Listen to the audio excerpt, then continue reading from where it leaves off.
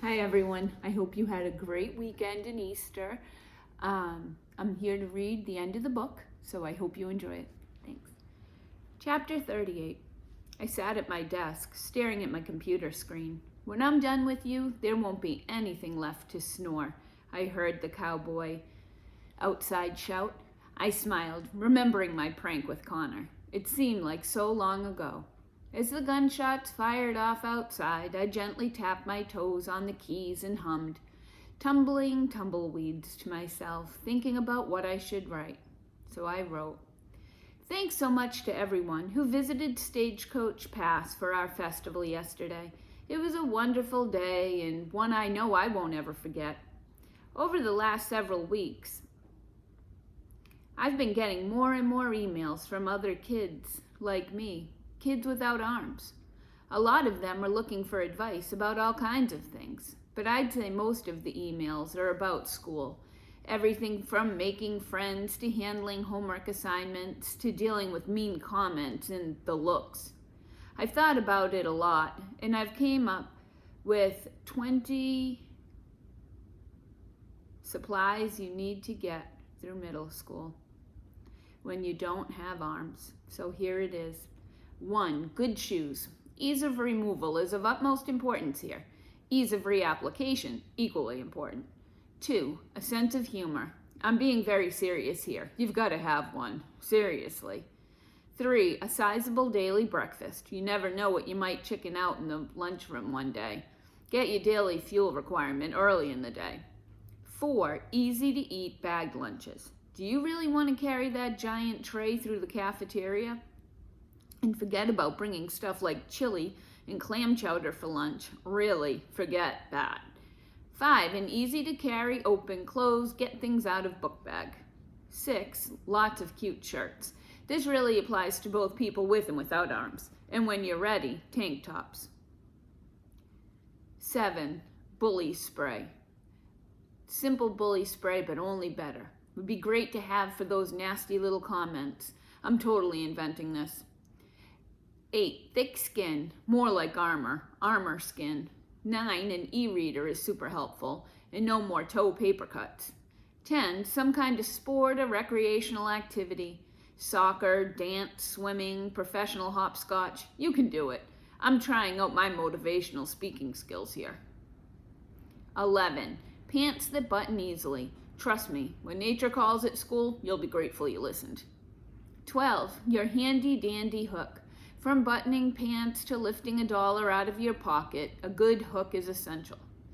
13. A wide variety of nail polishes. Boys probably don't care much about this, but when people are staring at our feet as much as they do, we want to look our best. Am I right, ladies, or am I right?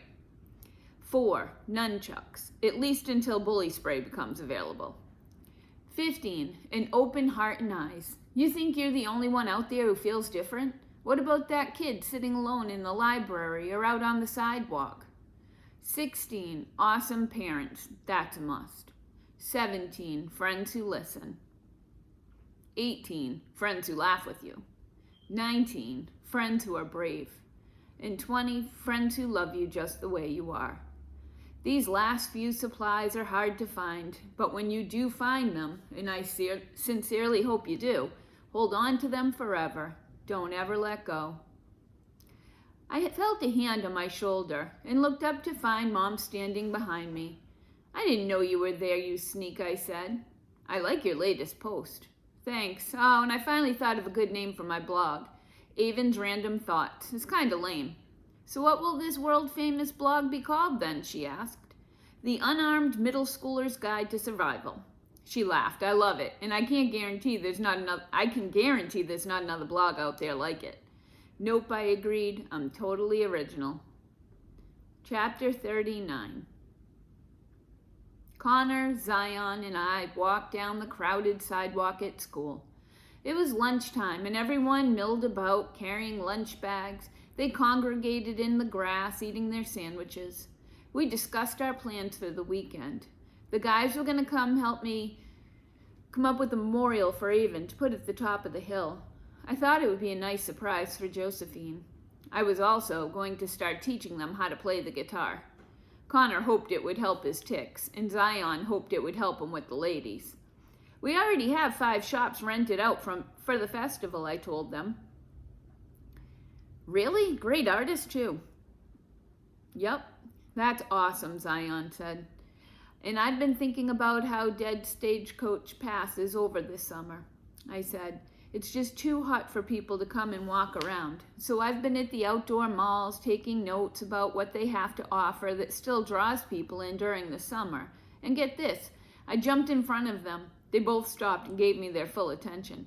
I waited a moment for tension. Finally, I said, splash pad with serious dramatic flair. You want to put in a splash pad at Stagecoach Pass, Connor said. Not a regular splash pad, I explained, like an old-fashioned splash pad. Oh yeah, Zion said, like the splash pads they used to have that Billy and the kid brought to his kids to.